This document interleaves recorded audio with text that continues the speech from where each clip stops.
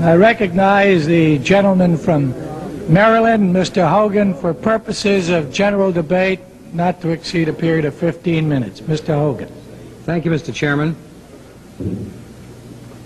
More than a century ago, in a time of great national trial, Abraham Lincoln told a troubled and bitterly divided nation, "We cannot escape history.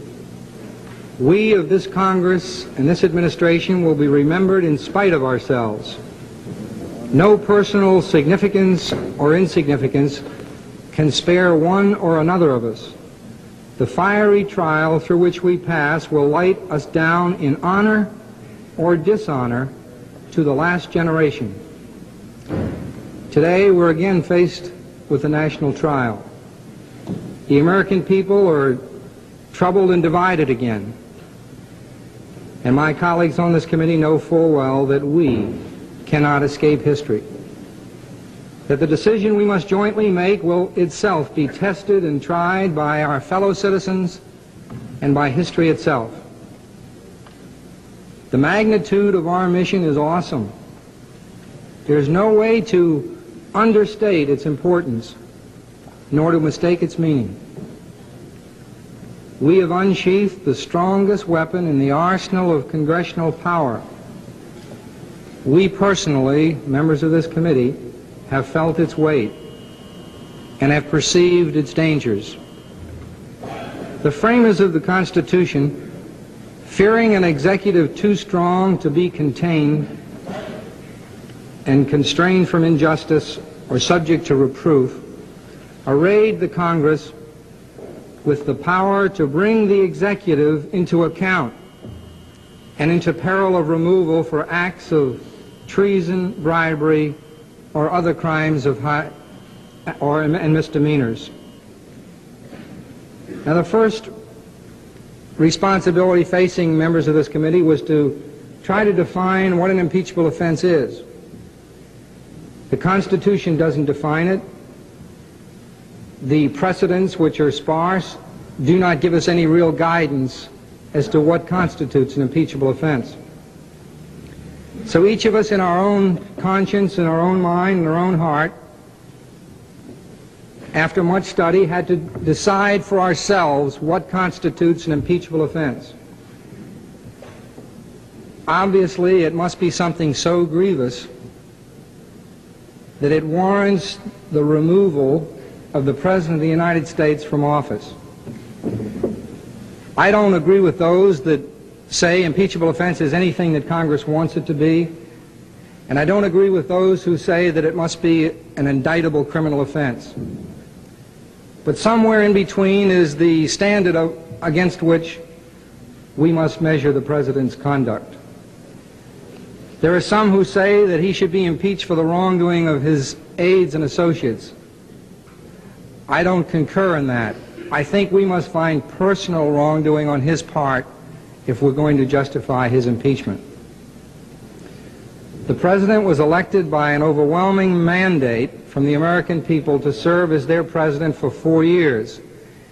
And we obviously must be very, very cautious as we attempt to overturn this mandate and the historic proportions that this deliberation have.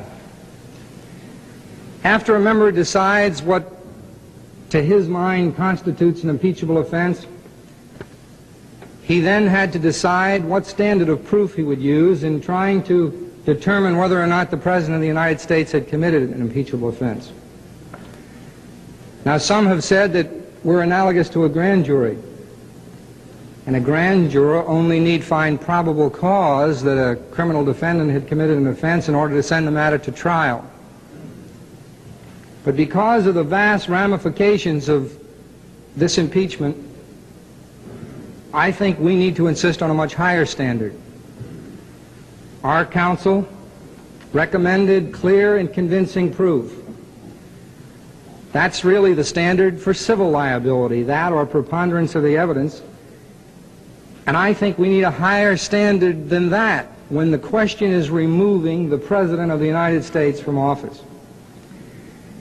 So I came down myself to the position that we can have no less a standard of proof than we insist on when a criminal trial is involved, where to deny an individual of his liberty, we insist that the case against him be proved beyond a reasonable doubt.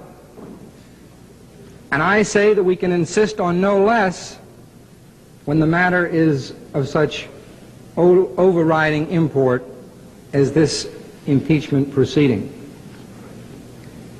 I started out with a presumption of innocence for the President because every citizen of this country is entitled to a presumption of innocence.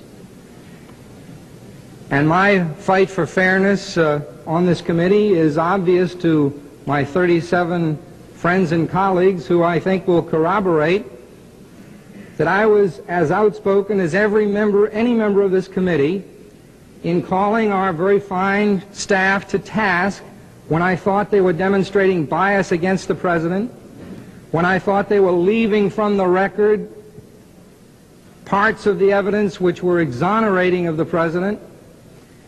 I fought with the chairman and the majority, with some of my colleagues on this side, insisting that every element of fairness be given to the President, that his counsel should sit in on our deliberations and offer arguments and evidence and call witnesses. And my friend from Alabama mentioned that earlier, Mr. Flowers. But he will also have to confess that most of these concessions to fairness were made only after partisan dispute and debate, which is what our whole legislative process is about in the Congress. So I don't concede to anyone on this committee any position of fighting harder and stronger that the President get a fair hearing of the evidence. And while I do have some individual specific objections to isolated incidents of unfairness, I think on the whole the proceeding has been fair. Now, I'm a Republican. Party loyalty and personal affection and precedents of the past must fall, I think, before the arbiter of men's action, the law itself. No man, not even the President of the United States, is above the law. For our system of justice and our system of government to survive, we must pledge our highest allegiance to the strength of the law and not to the common frailties of men. Now, a few days ago, after having heard and read all the evidence and all the witnesses and the arguments by our own staff and the President's lawyer, I came to a conclusion. And I felt that the debates which we began last night were more or less pro forma, and I think they've so far indicated that. I feel that most of my colleagues before this debate began had made up their minds on the evidence, and I did. So I saw no reason to wait before announcing the way I felt and how I was going to vote. I read and reread and sifted and tested the mass of information, and then I came to my conclusion that Richard Nixon has, beyond a reasonable doubt, committed impeachable offenses which, in my judgment, are of sufficient magnitude that he should be removed from office. Now, that announcement was met with a great deal of criticism from friends, from government officials, from colleagues in Congress. I was accused of making a political decision. If I had decided to vote against impeachment, I venture to say that I would also have been criticized for making a political decision. One of the unfortunate things about being in politics is that everything you do is given evil or political motives. My friend from Alabama, Mr. Flowers, said that the decision that we make is one that we're going to have to live with the rest of our lives. And for anyone to think that this decision could be made on a political basis with so much at stake is something that I personally resent. It isn't easy for me to align myself against the President, to whom I gave my enthusiastic support in 3 presidential campaigns, on whose side I've stood in many a legislative battle, whose accomplishments in foreign and domestic affairs I've consistently applauded. But it's impossible for me to condone or ignore the long train of abuses to which he has subjected the presidency and the people of this country. The Constitution and my own oath of office demand that I bear true faith and allegiance to the principles of law and justice upon which this nation was founded. And I cannot in good conscience turn away from the evidence of evil that is to me so clear and compelling. My friend from Iowa, Mr. Maine, detailed some of the allegations against prior administrations. And I don't in any way question that. I agree with him that there was wrongdoing on the part of previous presidents, maybe all presidents. But I was not in a position where I had to take a stand, where I approve or disapprove of blatant wrongdoing. And I am in that position now. My friend from New Jersey, Mr. Sandman, said last night he wants to see direct proof, and some of my other friends on this side of the aisle said the same thing. But I submit that what they're looking for is an arrow to the heart, and we do not find in the evidence an arrow to the heart. We find a virus that creeps up on you slowly and gradually until its obviousness is so overwhelming to you. Now, he's asked for direct proof. I think it's a mistake for any of us to begin looking for one sentence or one word or one document which compels us to vote for or against impeachment.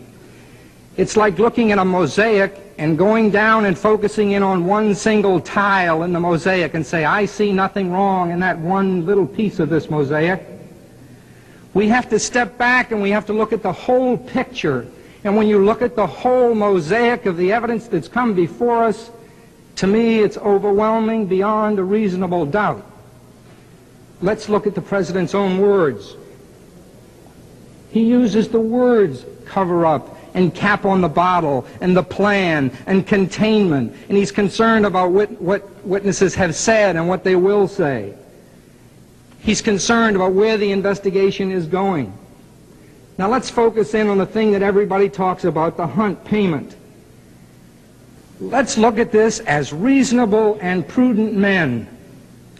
What did Mr. Hunt intend?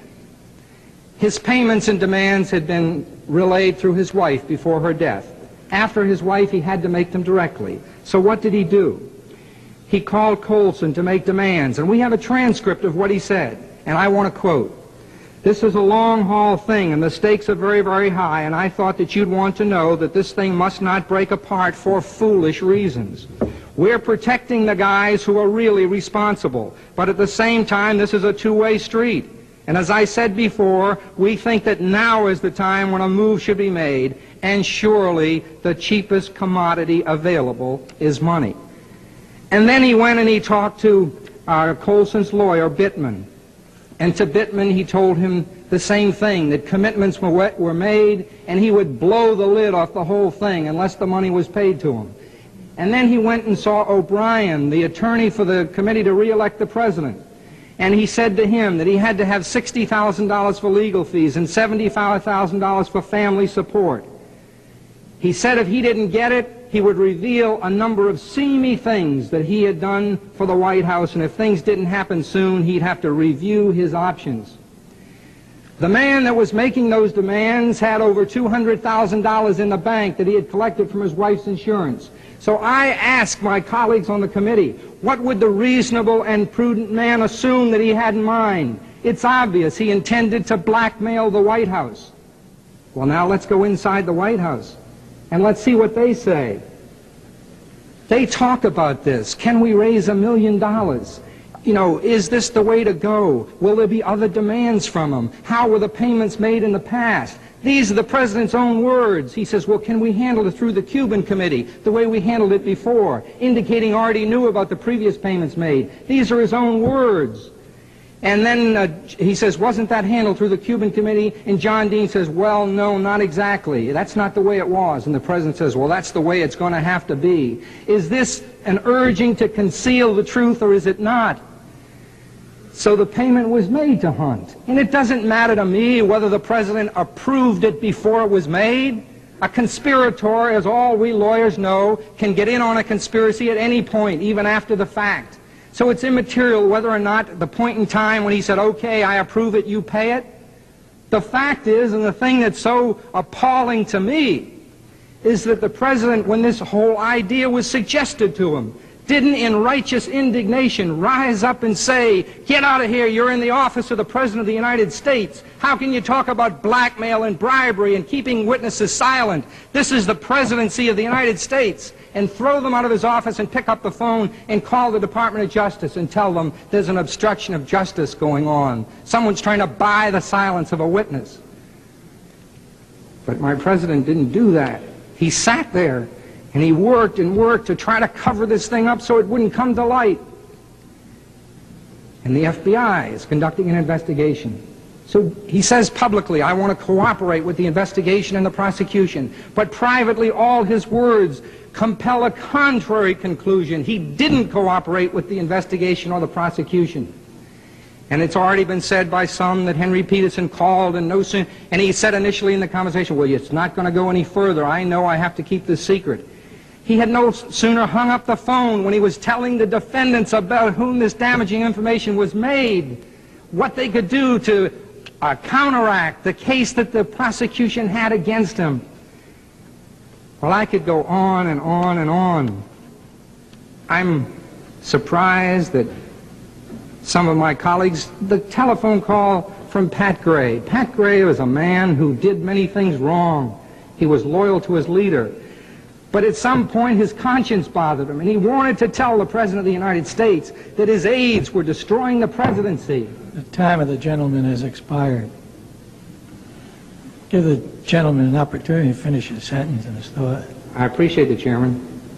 That Pat Gray called the President to tell him that his aides were destroying the presidency. And instead of the President saying, well, give me more information about this, I want to know if my aides are doing anything wrong, I want to know. And Pat Gray says in his testimony, there was a perceptible pause, and the President said, Pat, you just continue to conduct your aggressive and thorough investigation. He didn't have to know because he already knew. And he consistently tried to cover up the evidence and obstruct justice. And as much as it pains me to say it, he should be impeached and removed from office. Time of the gentleman has expired. I recognize the